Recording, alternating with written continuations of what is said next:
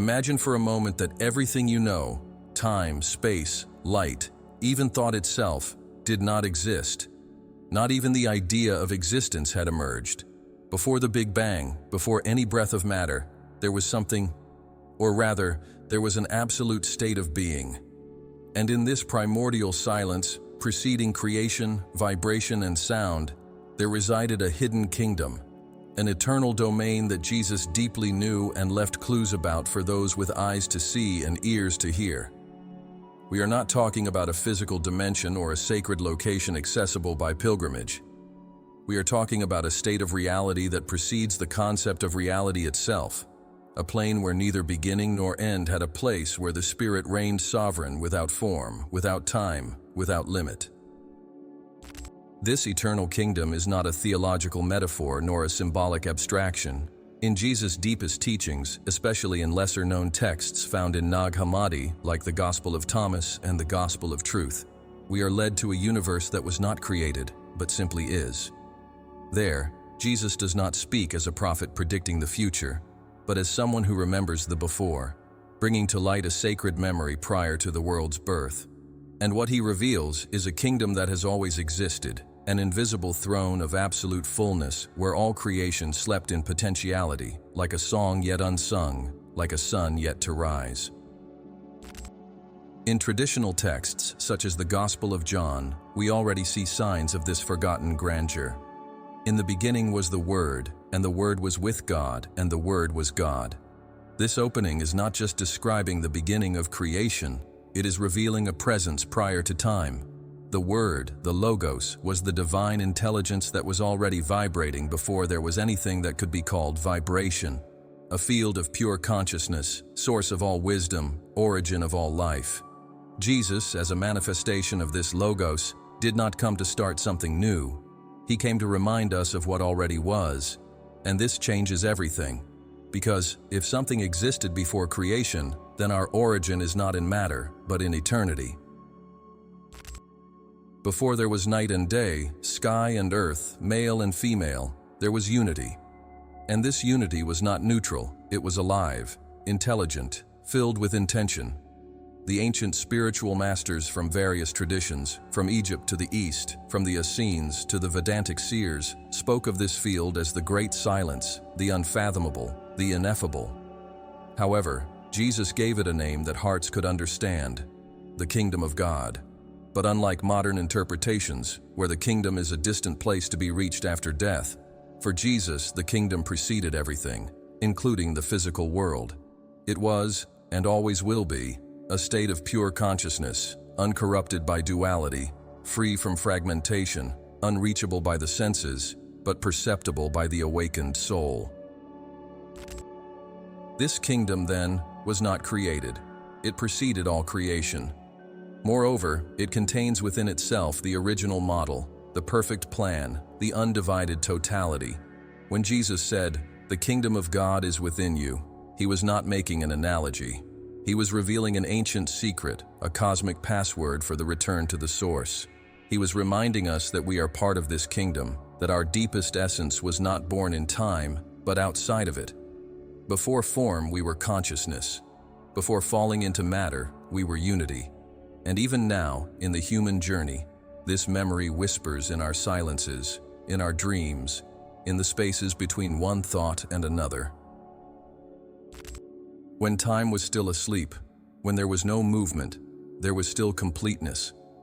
And this is what Jesus tries to remind us of in his most enigmatic parables, when he says that the kingdom is like a treasure hidden in the field, or like a pearl of great value. What is hidden is not a literal object, but a forgotten truth, that everything we seek already existed before any search, that the kingdom will not come with outward appearances, because it already is, and always has been, the invisible source from which everything emanates. This is the mystery before time, the mystery of being older than creation itself. The early church fathers knew this, but over time many of these understandings were suppressed. Origen, for example, spoke of the pre-existence of souls, a concept today considered heretical. He said that all souls already existed in God before being cast into the physical world. This echoes Jesus' own teaching in John 17:5, where he says, "And now, Father, glorify me in your own presence with the glory that I had with you before the world existed." This statement is profoundly revealing. It not only reaffirms the existence of Christ before time, but suggests that there is a place of glory where we all also existed before creation. Thus, when we look at the cosmos with its billions of galaxies and countless stars, we are looking at a later expression, a dense manifestation of something infinitely more subtle and perfect. Creation was not the beginning. It was an extension, a translation. The original is invisible, eternal, and still pulsates now, not in the distant sky, but deep within each being that remembers. The kingdom that preceded everything does not move or change. It simply is. And the consciousness that accesses it also becomes eternal, immune to time, free from illusion. It is at this point that spirituality separates from conventional religion, because we are not dealing with dogmas or rituals, but with primordial memories.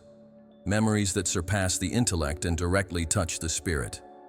What Jesus calls us to do is not to follow a system, but to return to a state, the state of being that we were before any form, pain, identity, or separation.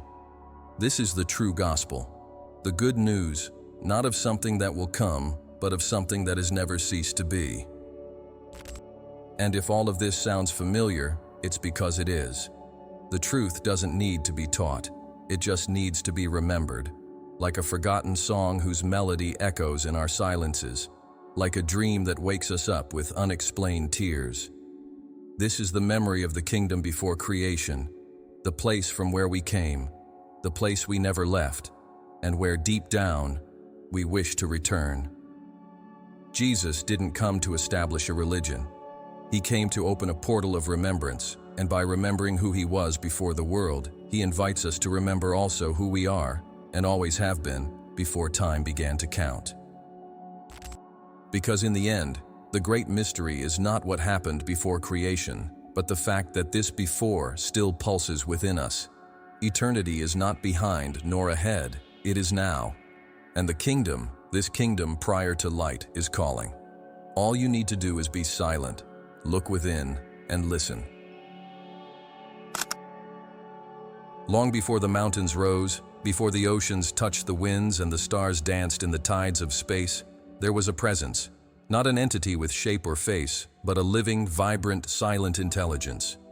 It was the unspoken word, the sound that made no noise, the logos that had not yet become a word. This logos is not just a philosophical concept. It is the very center of reality. In John's writings, we find this revelation with majesty. In the beginning was the Word, but this phrase, no matter how often repeated, still holds a hidden secret. This word did not begin with the world, it already was. And before it became sound, it was pure, silent consciousness. This silence is not emptiness, it is absolute fertility. It is the field where all possibility sleeps peacefully, waiting for a breath of intention. The Logos, then, is not just the beginning of movement, but the cradle of creation, the eternal matrix that holds the universe together. For the Greeks, especially the Stoics, the Logos was divine reason permeating the cosmos. For the Gnostics, he was the spark of God not yet poured onto matter. For Jesus, however, the Logos was not an idea, but an identity. He himself was this eternal word, not only speaking on behalf of the source, he was the source itself in human form. Therefore, when Jesus says, "Before Abraham was, I am," he is tearing through chronology. He is not speaking as an enlightened being among many, but as the very visible manifestation of the invisible. The silent Logos, then, is not just an impersonal energy. He is intimate, alive, present. This consciousness, which many identify only with words, is in fact the mystery that unites everything into one being. Before any sound was heard, before the first vibration gave birth to time, the Logos already enveloped everything in unmanifested love. In the writings of Philo of Alexandria, a Jewish thinker contemporary to Jesus, we find a bold vision, the Logos as an intermediary between the absolute God and the world. Philo describes the Logos as the invisible archetype of all that exists. It is no wonder that John begins his gospel with this same notion, pointing to Jesus as the manifestation of this primal word. But there is something even deeper. Before being expression, the Logos was listening. Before being sound, it was absolute silence. A silence that contains all words, all gestures, all worlds not yet revealed. That's why true prayer is not about speaking much, but about deep silence. In this silence, we find the Logos, not as an idea, but as a presence that touches the spirit. In Gnostic texts, such as the apocryphal Gospel of John or the Thunder Perfect Mind, Jesus is described as the one who has existed since the beginning, who is everything and is in everything. He is the sound of silence and the full void. The silent Logos is the one who doesn't need to speak to be understood, because it's engraved in the core of every being's soul. Translate this into English in a way that a native speaker would easily understand. Leave the equals sign where they are as they are separating. Imagine this. Before angels were created, before any plan existed, there was already an inner recognition. The Logos knew itself, not in words, but in totality. And this silent knowing is the root of all wisdom. When you enter a state of deep silence, when thoughts cease and only presence remains, you touch this same reality. You touch the Logos, not as something outside, but as what you already are. The eternal word, then, is not something you need to reach. It is your very origin. Jesus didn't just come to deliver a message. He was, and continues to be, the message embodied. His life is the materialization of the silent word becoming flesh. But this is not exclusive to him. It's an invitation. When we recognize the Logos within us, when we silence the noise of the ego and dive into the essence, we become living bridges between the invisible and the visible, between the eternal and the temporal. Each soul is, in essence, a spark of the Logos, a unique expression of this silent wisdom that precedes all form. This understanding changes everything, because then the universe ceases to be an accident and becomes an intentional expression. We were not thrown randomly into chaos. We were emanated from an eternal consciousness which already knew every detail of what we would become. And even when everything seems disordered, even when pain seems to distance us from the source, the Logos remains present, supporting what we still can't comprehend. It is the invisible thread that connects every story, every soul, every atom. When Jesus retreats to pray in silence, when he prefers the desert over the crowds, he is teaching us that the kingdom is first accessed in silence, not in turmoil. Before the healing, there is silence. Before the multiplication of loaves, there is silent gratitude. Before Lazarus's resurrection, there is a pause, a sigh, a direct connection with the Logos.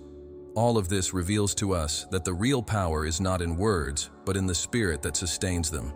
And this spirit is the silent Logos itself. For this reason, Jesus' words healed, not because they were magical, but because they came from a place where sound is still pure. Each of his sentences carried the echo of eternity. When he said, "Rise and walk," or "Let it be done according to your faith," he was not just speaking, he was recreating realities from the original silence. The power of his words came from intimacy with this eternal word, with this silent consciousness that knows everything, sees everything, welcomes everything. And this Logos has not disappeared. It is still among us, not in the shouts of the world, but in the silence between two heartbeats. It is there when we gaze at the sky in silence, when we feel love without explanation, when we are overcome by a peace that does not depend on circumstances.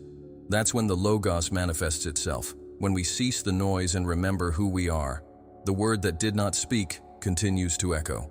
And if we listen with an open heart, it will guide us back to the kingdom that has always been our home. Before the sun shone over the valleys, before the stars scattered their fire across the infinite, there was already light. A light that could not be seen by the eyes, but that was already the very essence of existence. When we open Genesis, we read that God said, "Let there be light," and there was light. But curiously, the sun and the stars were only created days later.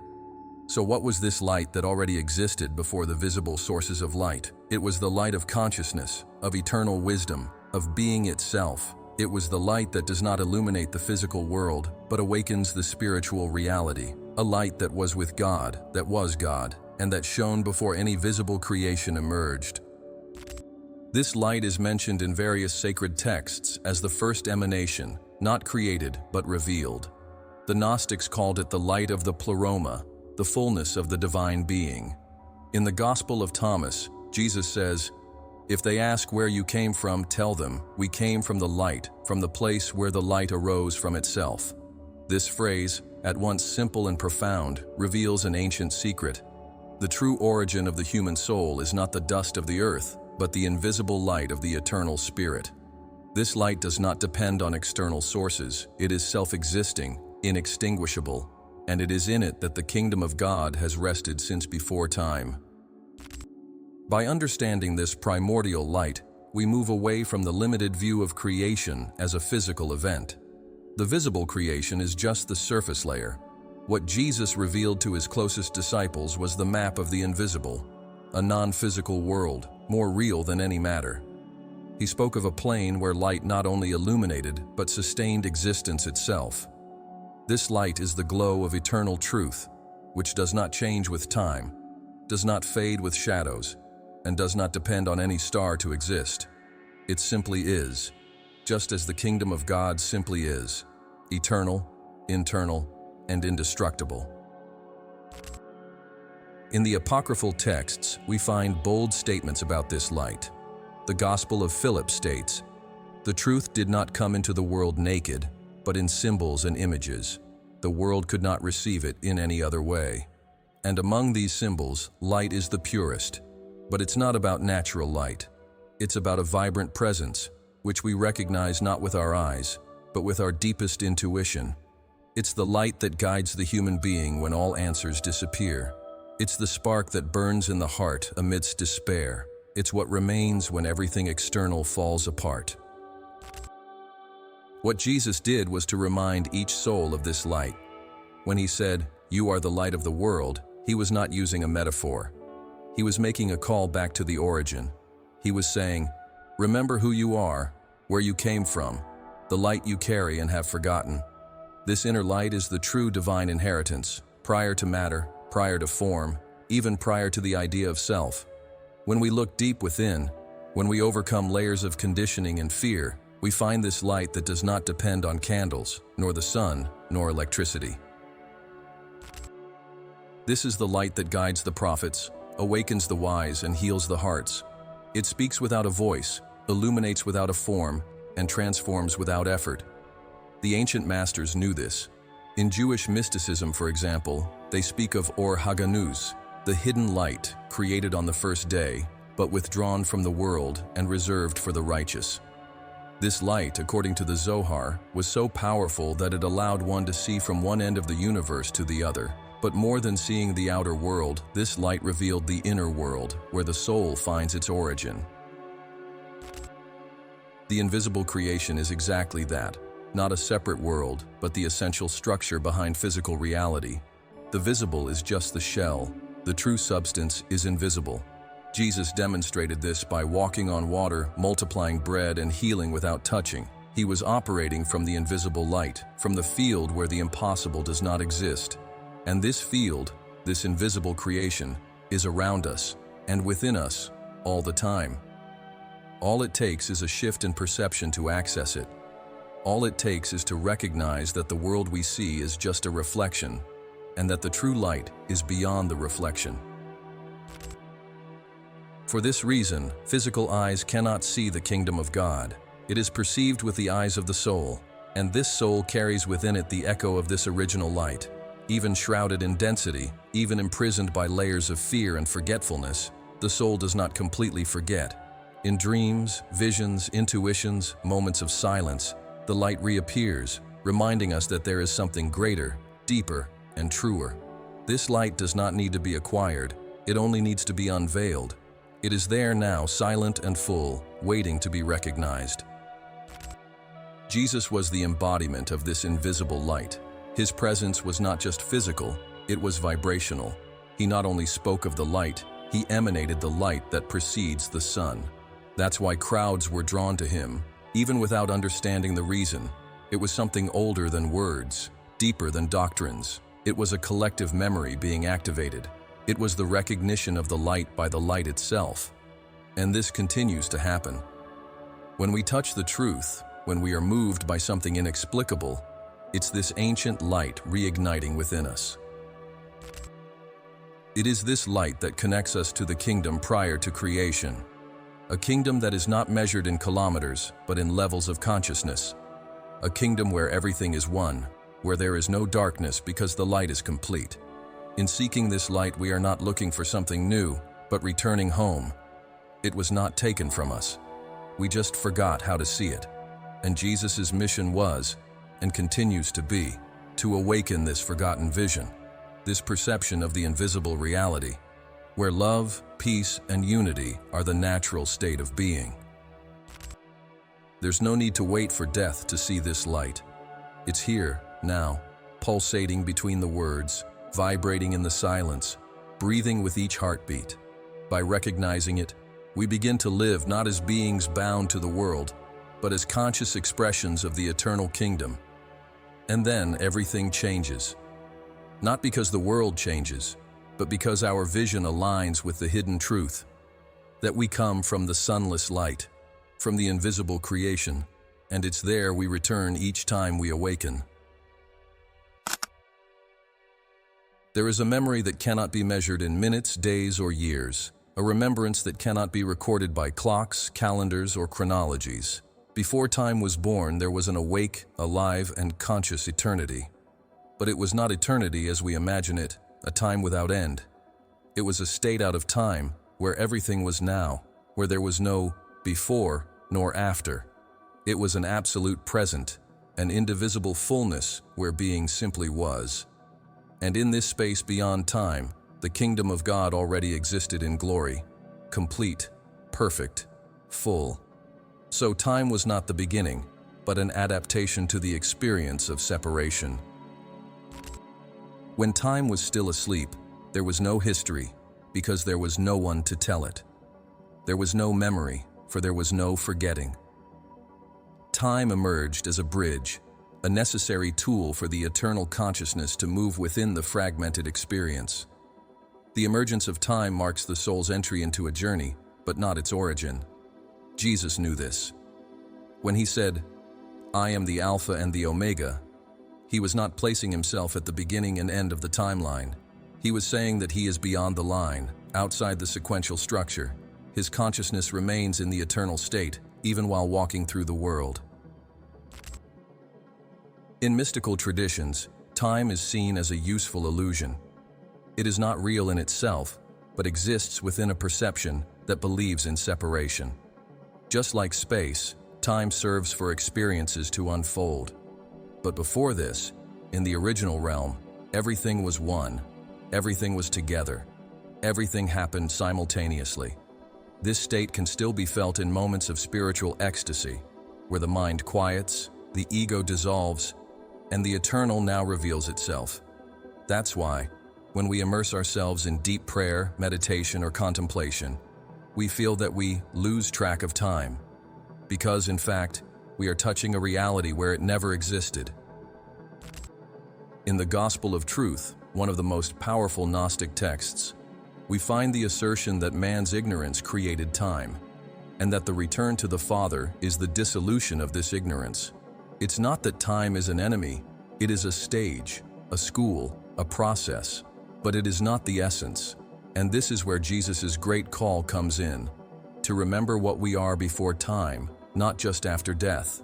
Eternal consciousness already dwells within us, and the more we awaken to this reality, the more time loses its power to imprison us. Imagine a being that sees all events at the same time, one that doesn't need to wait for the future to know, nor relive the past to remember. This is the natural state of the spirit, and that's why Jesus could see beyond, heal beyond, speak with authority. He was not limited to the timeline. His actions came from a place outside of sequence, from absolute clarity. When he said, "The Father and I are one," He was speaking from this point of eternal unity, and he invited us to return to this point as well, not in the future, but in the timeless now that dwells within us. Time, then, is the stage of experience, but it is not the home of the soul. The soul came from eternity, and that's where it returns. But it's not a journey through time, it's an awakening in consciousness. By remembering that we are older than time, we start to view our pains, our traumas, our fears as passing events, not as absolute truths. The soul knows that everything passes because it existed before everything began. And this memory awakens something profound, a peace that doesn't depend on circumstances, a confidence that transcends reasoning, a silent certainty that what we are never began and will never end. When Jesus talks about the kingdom of God, he always points inward, to something present, not future. The kingdom is within you, here and now. Time is useful for us to move, but awakening only happens outside of it. And that's why miracles defy temporal logic. The blind see, the dead live, the sick are instantly healed. Because these healings do not obey the timeline. They happen from the kingdom that is not subject to the clock. True faith does not wait. It accesses directly. It recognizes what has always been, and therefore manifests in the now. The ancient masters knew how to enter this state. In Eastern traditions, it is referred to as the eternal present, or mindless state. In Kabbalah, it is the Ein Sof, the endless, the light before time and space. The Egyptians spoke of the time of Zep Tepi, the first time, which was not actually the beginning, but the time outside of time, the eternal moment. All of this converges to a single truth. Time, as real as it may seem, is only a phase of the soul's dream. When it awakens, it realizes that it never left the divine now, it only believed it had separated. And it is this belief that Jesus came to dissolve. His message was not, "Wait until the kingdom comes," but rather, "Awake and see that it is already here." This completely changes the way we live. Because if the kingdom is eternal and we are already in it, then suffering, fear, anxiety are temporal distortions. They are results of believing that we are outside, when in fact we never left the fullness. The soul may forget, but it does not get lost. Time may confuse, but it can never erase the origin. Therefore, when the disciples asked Jesus about the end of times, he answered with riddles, not because he wanted to confuse, but because the true end of time is the end of the illusion of separation. It is not an external event. It is a state of internal clarity, a moment of remembrance. And each time someone awakens, time loses a bit of its power. Each soul that remembers weakens the structures of the illusory world and strengthens the kingdom that does not pass, the kingdom where time never arrived. And the most beautiful thing is that this eternity is not far away. It's so close that we only fail to notice it because we've become too accustomed to the noise of time. But when everything falls silent, even if just for a second, eternity whispers. And in this whisper, something opens, something deep and true. And then, for a moment or forever, we remember that we existed before the first tick of the clock, before the first sunrise, before the first story was told. And in this remembering, we return home. In a world obsessed with visible achievements, material milestones, and tangible dominions, the idea of an invisible kingdom seems at first glance abstract, almost unreal. But for Jesus, this was the only kingdom that truly existed. Unlike the messianic expectations of the time, which hoped for a new earthly empire, for political liberation or military glory, Jesus spoke of something infinitely more subtle and more powerful. He spoke of a kingdom that could not be geographically located, that did not depend on walls, thrones, or swords. An eternal, indestructible kingdom that lives not in the external world, but within each awakened soul. The answer he gives to the Pharisees in Luke 17:20-21 is crystal clear. The kingdom of God does not come with observable signs, nor will people say, "Here it is," or "There it is," because the kingdom of God is within you. Few words carry such revelation. Jesus was teaching that the kingdom was not something to be sought externally, nor a future reward. It was a state already present, prior to form, and untouched by the corruption of time or matter. But to perceive it, something was required that most were not willing to do: turn inward, be silent, detach from the illusions of the visible world. This invisible kingdom is not invisible because it is small, hidden, or timid. It is invisible because our eyes have been trained to see only what changes, what is born and dies, what shines for a moment and then fades away. But the kingdom is not made of these fleeting lights. It is made of the light that never goes out, the silent presence that remains when everything else disappears. It is the foundation behind reality, the field upon which all universes dance, and at the same time, the quiet home where the soul rests when it returns to itself. Jesus spoke of this kingdom in parables because it could not be directly described. He said the kingdom was like a mustard seed, the smallest of all, but it grows and becomes a tree where birds make their nests. He said it was like leaven that, although small, leavens the entire dough, or like a hidden treasure in a field, which someone discovers and, in their joy, sells everything they have to buy it. These images are spiritual keys. They reveal that the kingdom is invisible indeed, but profoundly active, transformative, and absolutely present. The great secret lies in perception. The kingdom does not need to be built. It is already complete. What is lacking is its perception.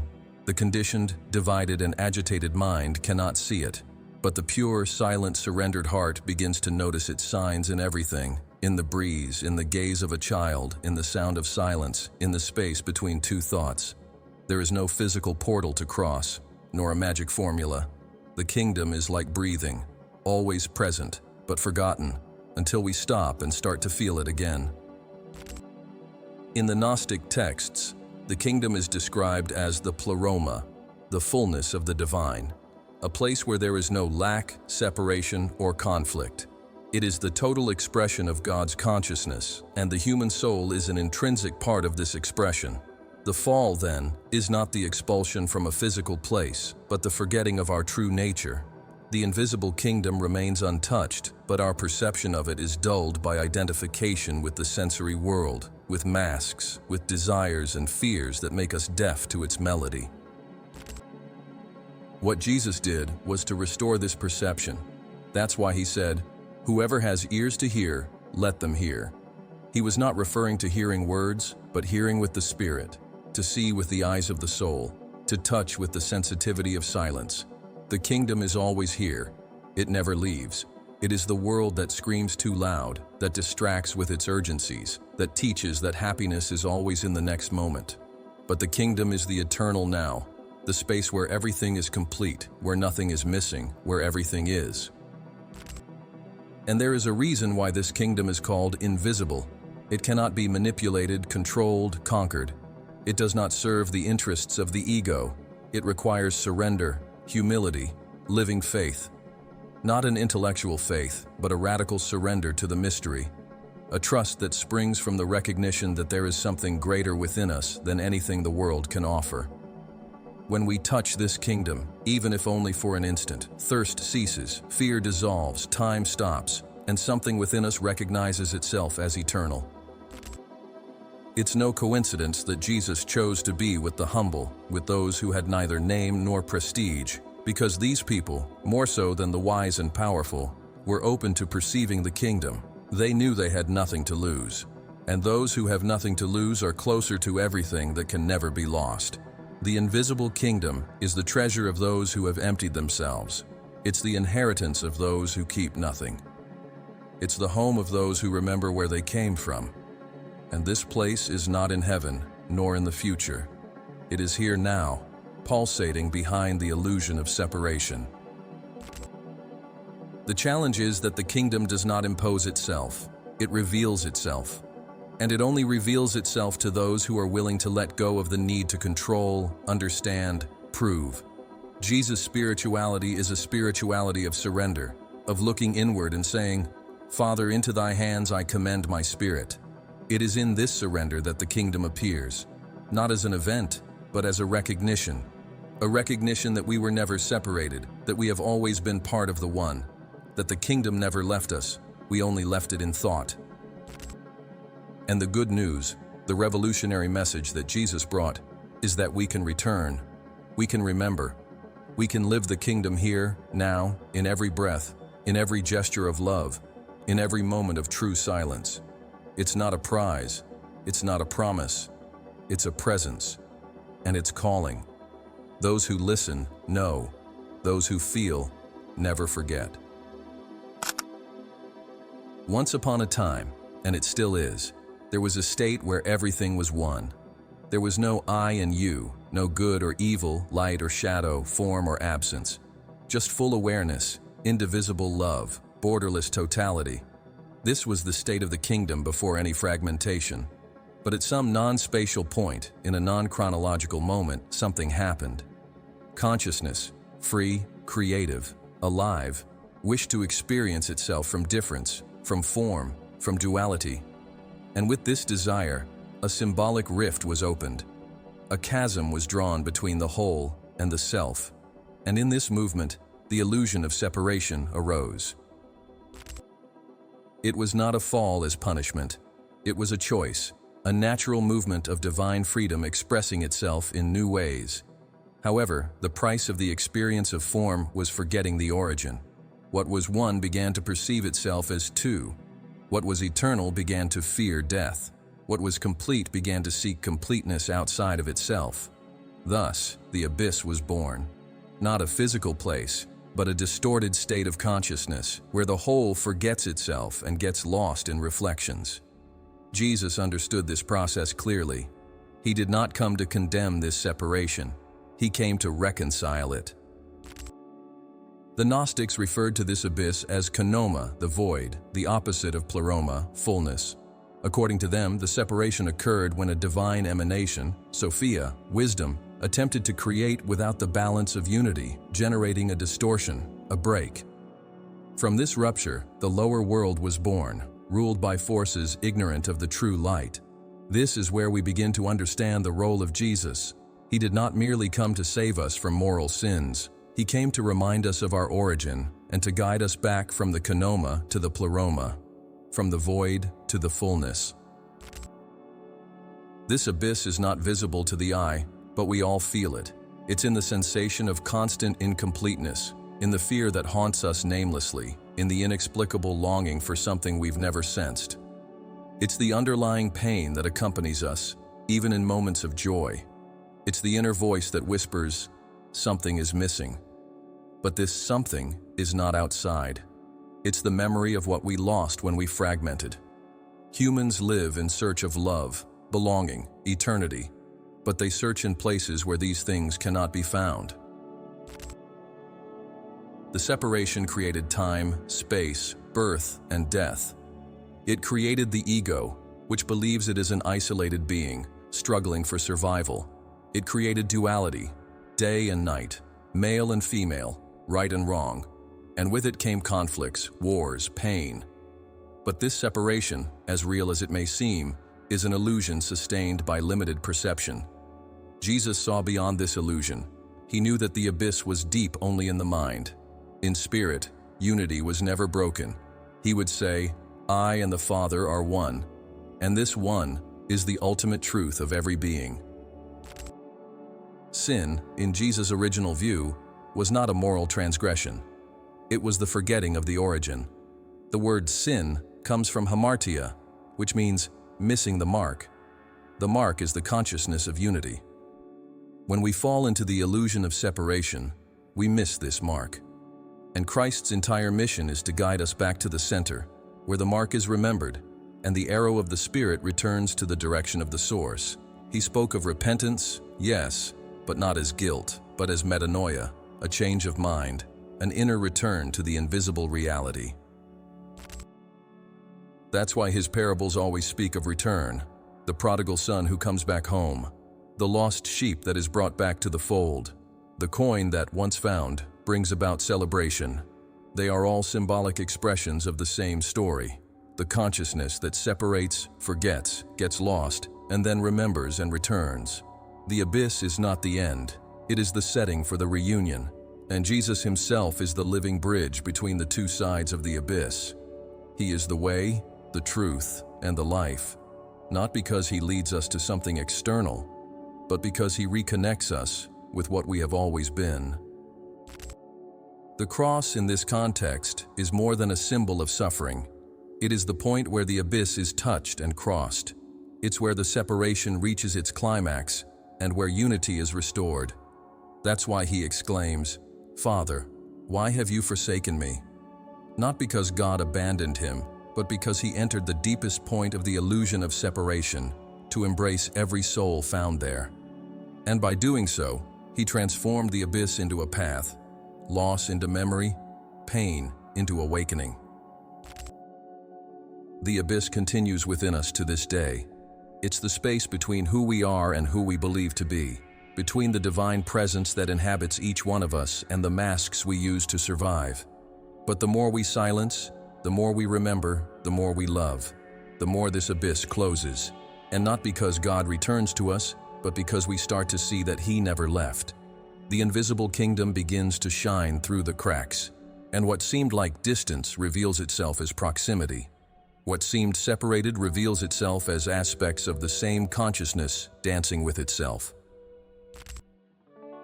The separation, then, is not a tragic mistake, but an initiatory journey. Each pain pushes us closer to the center. Each loss reveals what is eternal. Each fall is an invitation to return with more wisdom. This is the paradox of the spiritual journey. We are whole, but we need to lose ourselves to discover this. We are light, but we have to cross shadows to recognize it. The abyss is part of the story, but it's not the end. The end is the rediscovered beginning. It is the kingdom that was never lost, just veiled. And so as we gaze into the abyss, not with fear but with courage, we realize that it is only the shadow cast by a mind that has forgotten its light. And in that moment of clarity, the abyss disappears. Not because it was conquered, but because it was never real.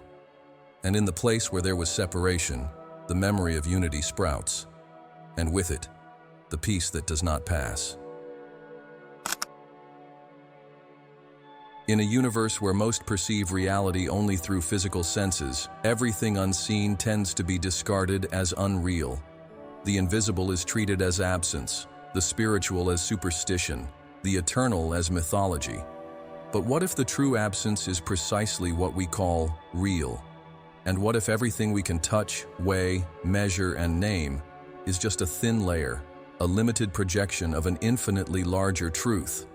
This is where the figure of Christ comes in, not just as a teacher, not just as a moral example, but as the living link between the visible and the invisible world. Christ was not born in Bethlehem. The man named Jesus was born there. But Christ has always existed. He predates flesh, history, and even time itself. He is the Logos, the conscious expression of God, the silent word that became sound, form, and presence. When incarnating in Jesus, Christ did not begin to exist.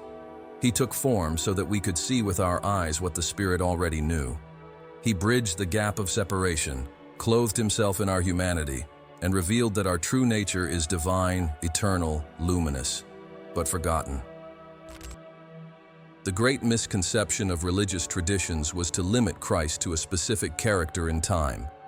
When we do this, we make him external, unreachable, trapped in the past. But Jesus never wanted to be worshipped as an idol. He wanted to be recognized as a mirror.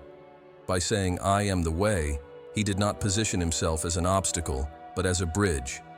He showed us the route back, the forgotten password, the map of the inner treasure. The things that I do, you will do also, and even greater. These words are not symbolic. They are prophetic and radical. Christ is the living memory of unity within form. It is the field of consciousness that unites light to the body, spirit to action, heaven to earth. Walking among us, Jesus demonstrated that it is possible to live in this world without belonging to it, that it is possible to touch suffering without being destroyed by it, that it is possible to love without demanding, to serve without expecting, to live without fear.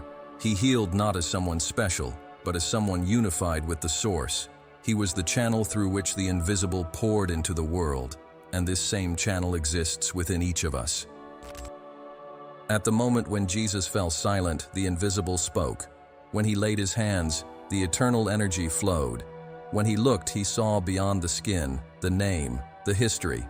He saw the eternal being in each wounded being, and by recognizing the divine in the other, he awakened the other to their own divinity.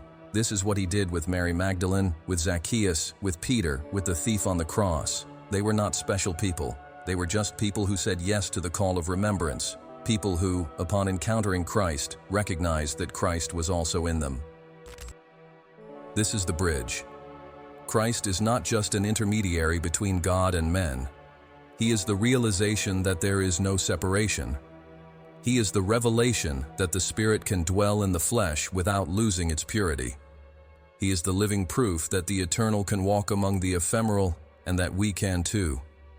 The Spirit of Christ, as Paul writes, dwells in you. This is not theology. It is spiritual reality.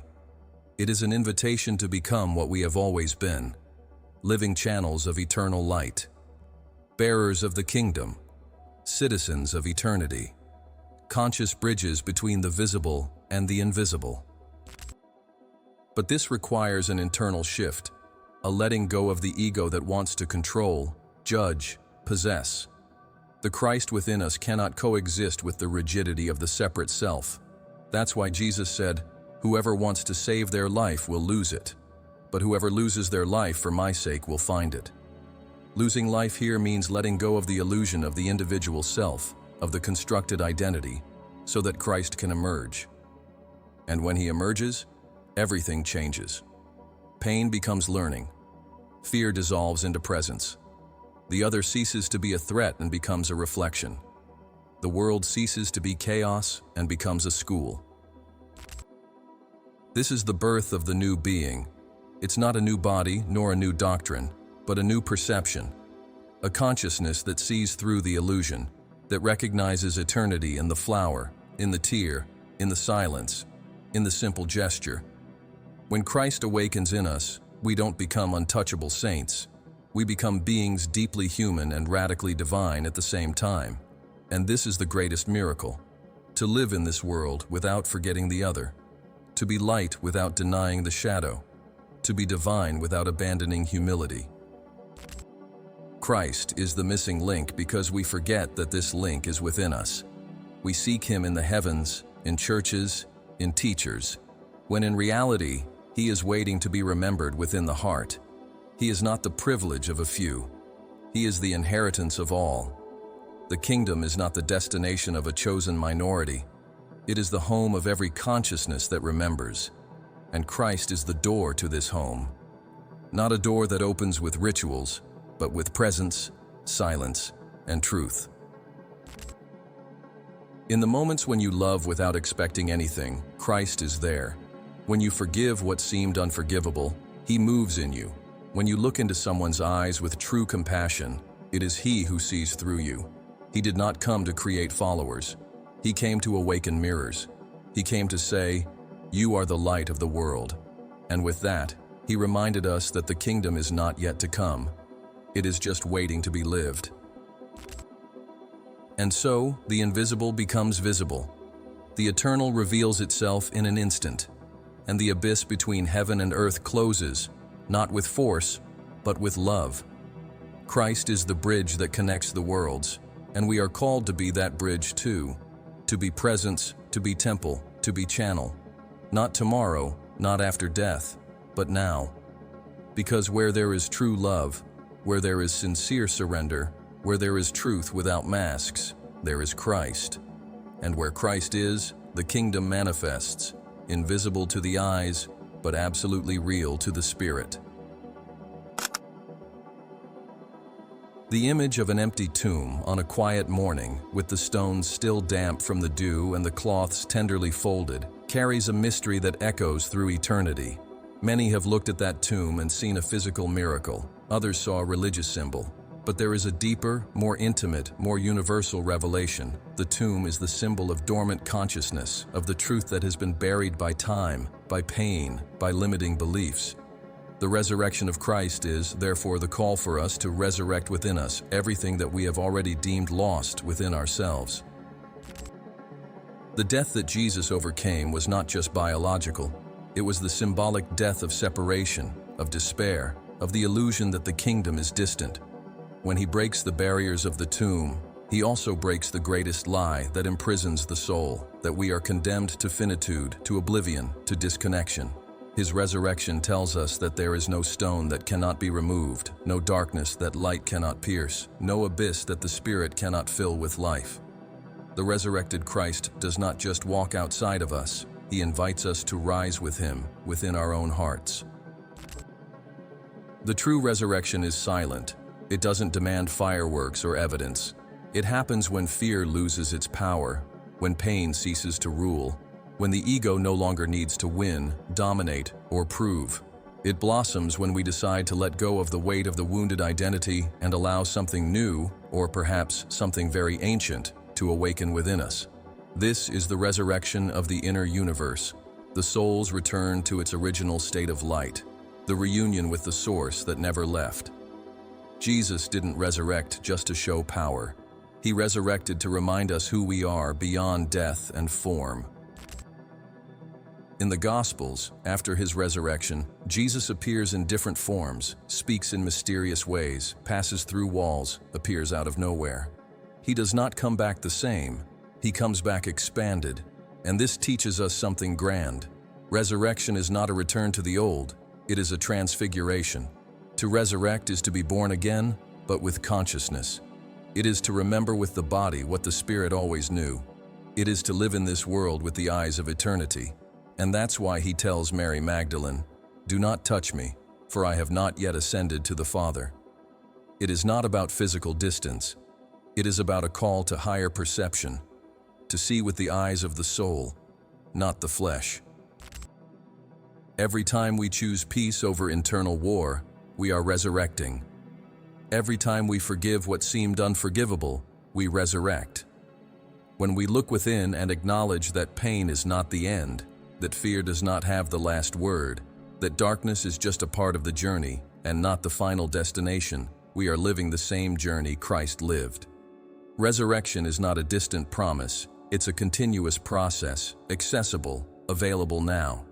It's the kingdom awakening within us, the original light reclaiming the throne of the heart. The inner universe is vast, unknown, infinite, and its resurrection is the greatest movement a human being can make. We are not here just to live, work, and die.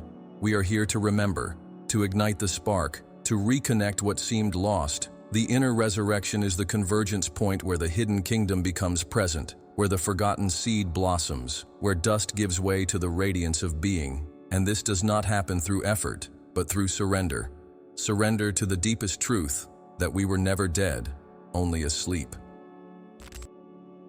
Jesus said, "Whoever believes in me, even though they die, will live." But this living is not a post-death future. It's an awakening right now. It's the breath of consciousness that makes the soul rise, that makes the eternal memory pulse again. In the Gospel of Philip, we find something even more daring. Many believe they will resurrect after death. They do not understand that if they do not resurrect while they live, they will be dead forever. The kingdom, life, resurrection, they are inner realities, present, dynamic. They are states of being, not distant places. Death, then, is every time we forget, every time we succumb to illusion, every time we reduce ourselves to the mask, to pain, to the past. But the good news is that life is always greater, that there is something in us that has never been touched by the fall, that has never left the kingdom, that remains in full light, waiting for our conscious return. This part is the Christ in us, the point of union with the source. And when we allow this point to expand, this flame to burn again, the inner universe reemerges. The broken parts come together. Fragmentation gives way to wholeness. The soul rises, not with external glory, but with the sacred simplicity of rediscovered truth. And then, life changes. Not because everything around us changes, but because we see with new eyes. What was once a desert becomes a garden. What was once a prison becomes a temple. What was once a burden becomes wings. The resurrection of Christ within us redefines the whole world, and it puts us back into the flow of eternity, where there is no more struggle, only presence, where there is no more doubt, only clarity, where there is no more waiting, only the now filled with what has always been. The true mission of Jesus was not just to die for us. It was to live as we do, to remember for us, and to resurrect to remind us that we can too. He is the mirror of our destiny, the model of what is possible. The resurrected Christ is not a distant being. He is the presence in every act of compassion, in every thought of love, in every moment of truth. He lives every time we choose the light, every time we dare to remember, every time we rise from the floor of pain and say, I still am. This is resurrection. This is real life. This is the kingdom awakening in flesh and spirit. And finally, the empty tomb remains as an eternal symbol, not of absence, but of revealed fullness.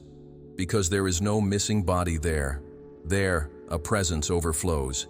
And this presence remains alive, present, waiting for just one thing, to be recognized within us. The inner universe has already resurrected.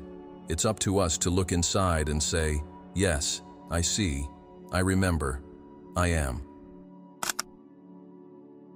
There is a moment in every spiritual journey when the seeker realizes that what they were so fervently searching for externally has always been quietly present within themselves. Not as an idea, nor as a concept, but as a living, vibrant, eternal presence. At the end of this journey, which is paradoxically also the beginning, the veil separating the visible from the invisible dissolves, and what once seemed to be a path with direction, time, and effort reveals itself as a state of consciousness always available. This is the return to what has always been. Not a physical return to a distant place, but the recognition that we have never truly been absent from the source. The error of separation, the trauma of the fall, the pains of duality, all of these are merely phases of a dream that seemed real, but awakening shows that at no point were we outside of the kingdom. We were simply identified with the character of the story, forgetting that we are, in fact, the very space where the story unfolds. When Jesus said, I am the way, the truth, and the life, he was not referring to an external journey, but to an internal return. The path that leads to the Father is not in the clouds, but at the center of being. Truth is not taught, it is recalled. And life is not something to be won. It has always been. At this point, time loses its structure. The past no longer weighs. The future does not haunt. The present becomes vast, full, limitless. It is realized that everything is already now. Everything is already here. There are no steps to climb, nor veils to tear. The last obstacle was the idea that there was an obstacle. The last veil was believing that there was something separate. And when this dissolves, eternity opens up as a clear, pure, silent field, and familiar. Because deep down, the soul always knew. It always had this memory engraved in the deepest silence of being. This return is the point of union between man and the divine, between the individual soul and the universal spirit. There are no longer two. There is no more conflict. The I dissolves into the we, the mine unravels into the one. And in this unity, everything breathes in synchrony. The creation, the angels, the worlds, the cycles, the elements, everything vibrates like a silent orchestra playing an endless song. This song is the sound of the real reality, the sound of that which was never created and therefore can never be destroyed. It is the sound we hear when the noises of the world cease, when the ego silences, when the soul surrenders. The return is not an action, but a perception, the perception that the kingdom, the Christ, the pleroma, the eternity, all these names point to a single state of being, the being that simply is. The eternal I am, indivisible, silent. Jesus lived in this state even while walking among men. He was in the world, but not of the world, and he invited us to live in the same way, with our feet on earth and our hearts in heaven, with our hands serving and our spirit dwelling in the nameless place that precedes all form. Upon returning to what always was, we take nothing with us. No title, no achievement, no argument. What remains is what never began. The formless love, the independent peace, the light that needs no source. This is the state of the awakened Christ, the state where there is no desire because everything is already complete, where there is no fear because there is no other, where there is no effort because nothing is lacking. In this return, each breath is sacred, each glance is a temple, each gesture is a silent sacrament of divine presence. This return also reveals the meaning of everything. All the pains, all the pursuits, all the falls, nothing was in vain. Everything was a path. Everything was a call. Everything was part of the game of remembrance. Even the mistakes served to awaken. Even the abyss pushed inward. And when the soul sees this, there is no more guilt, nor regret, nor desire to erase the past. There is only gratitude. Deep, serene, silent gratitude. For everything. For each step. For each shadow. For each sigh. Because everything led to the moment when one sees, I already am. I was never absent. I am what is. At this point, the very idea of separation between spiritual and material disappears.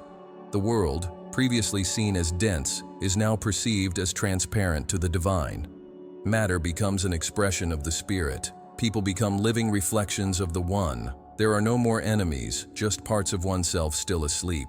The other ceases to be a threat and becomes an invitation. All of reality becomes a sacrament. And the heart, this so human heart, becomes a throne where the eternal reigns in peace. When Jesus said, "It is finished," he wasn't just declaring the end of his mission. He was declaring the end of the illusion of distance. The bridge was built. The kingdom was revealed. Love had won. And with that, the return was available to everyone, at any time, anywhere. There are no conditions, no price. All you need to do is see. All you need to do is remember. All you need to do is breathe and say, I am.